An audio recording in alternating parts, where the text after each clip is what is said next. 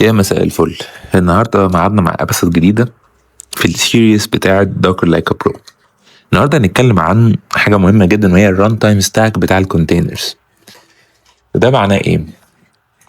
ده معناه ان دوكر في حد ذاته مش هو الكونتينر. دوكر اللي احنا بنعمله انستول ده اللي هو التول تشين، ده اللي فيه الادوات اللي بتقدر تخليني اقدر اتعامل مع الكونتينرز، استارت استوب وهكذا.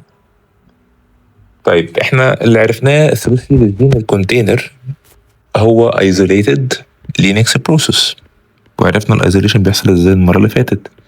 isolated Linux process. اوكي، وطبعا اللي بينفورس الايزوليشن ده هو الكيرنل، بانه بيابلاي بقى الحاجات اللي اتكلمنا فيها اللي هي فكره النيم سبيسز والسي جروبس وحته الايزوليتد فايل سيستم كمان. طيب تعال نتكلم بقى عن الران تايم ستاك. يعني انا التول تشين دي، ايوه يعني ايه التولز اللي جواها بقى، ايه الحاجات اللي عنده يقدر يخليني انتراكت مع الكونتينر زي ما احنا قادرين نعمل.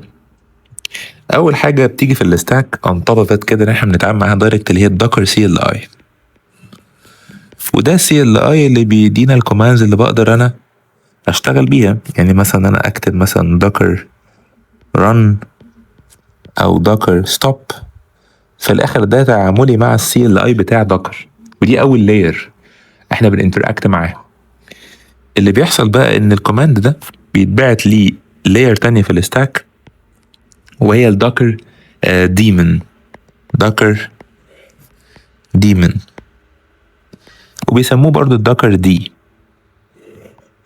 الدوكر ديمون او الدوكر دي ده هو الاوركستريتر، هو ده اللي بيمانج الكوماندز اللي جات له عشان يبتدي يشوف هيبتدي يحركها ازاي ويودي الكوماندز دي للريل اكسكيوترز. فالدوكر دي او الدوكر ديمون هو بيمانج ايمجز، هو بيمانج الايمجز اللي احنا عملنا لها بيلد قبل كده، وبيمانج لينا كمان النتوركس اللي احنا عملنا لها كرييشن يوزنج دوكر والفوليومز. فدي الريسبونسبيلتيز بتاعت الدوكر ديمون. ايوه بس الدوكر ديمون بيوركستريت لمين بقى؟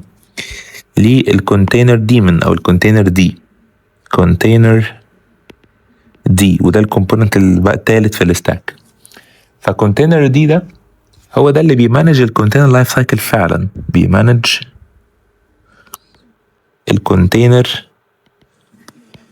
لايف سايكل. ايوه اللي هي ايه اصلا اللايف سايكل؟ اللايف سايكل دي بالنسبه لنا اللي هي ايه؟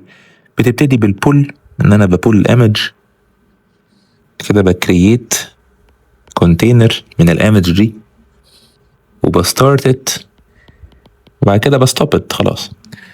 فهو الكونتينر دي ده هو ده اللي بيمانج فعلا اللايف سايكل دي. through ايه؟ through under the hood run time اسمه run c. الران تايم ده هو ده اللي بيتعامل دايركت خلاص مع الكيرنل. فانت عندك الكونتينر دي هو اللي بيكسكيوت فعلا، بس ده ثرو الران سي، وهو ده زي ما نقول كده اللو ليفل امبلمنتيشن اللي بيتعامل دايركت مع الكيرنل، مع اللينكس كيرنل. فالران سي ده هو بقى اللي بيظبط، هو ده اللي بيسيت اب الحاجات اللي الكيرنل بيعمل لها فورسنج بعد كده. فهو بيسيت اب هو النيم سبيسز والسي جروبس، وهو اللي بيسبون البروسيسز اصلا، بيسبون البروسيس نفسها using بقى ايه؟ ان هو already directly connected او directly interacting مع لينكس كيرنل نفسه. فده الستاك. فاللي احنا بنشوفه ده هو اول حاجه خالص في الستاك اللي هو السي ال اي. فالدوكر في حد ذاته مش هو الكونتينر، هو في الاخر التول تشين دي كلها.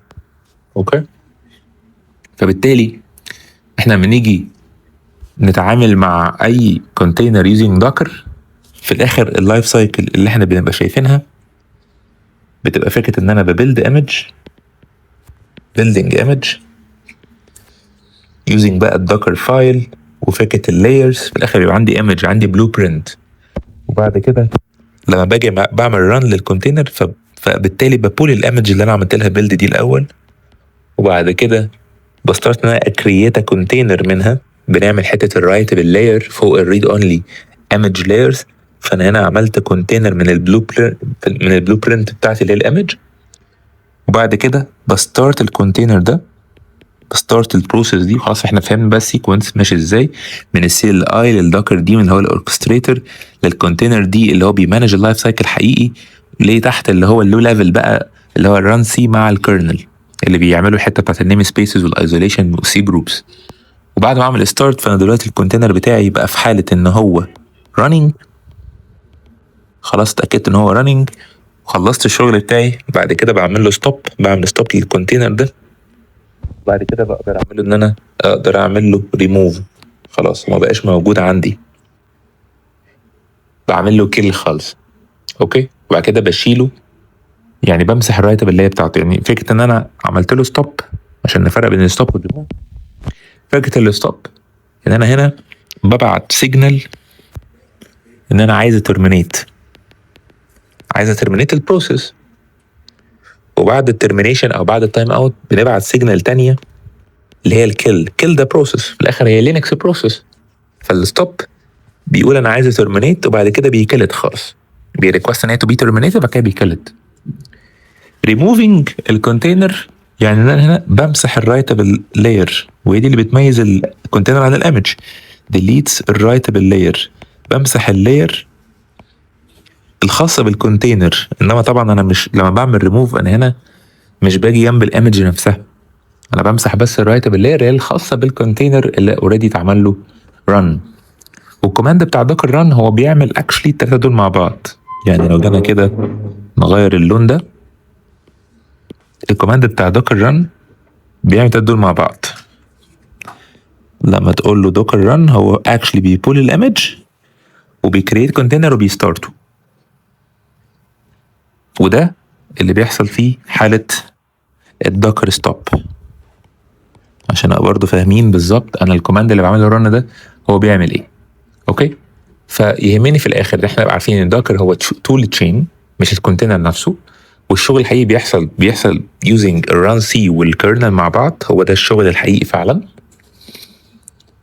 وزي ما احنا فاهمين النيم سبيسز والسي جروبس هي اللي محققه فكره الايزوليشن اوف ذا بروسيس. فبالتالي انا كده اقدر ابقى فاهم الصوره الكامله كلها. ان شاء الله الابيسود اللي جاي هنتكلم عن ازاي نقدر نكتب برودكشن جريد دوكر فايل. ايه اللي يخلينا اكتب دوكر فايل مش احسن حاجه، والدوكر فايل الاحسن بيبقى شكله عامل ازاي كومبيرد بده. اوكي. لو عجبتكم الحلقه ما تنسوش تعملوا لايك وسبسكرايب وشارك مع الناس اللي ممكن تبقى استفيد من الكونتنت ده. واشوفكم يوم السبت الجاي. باي باي.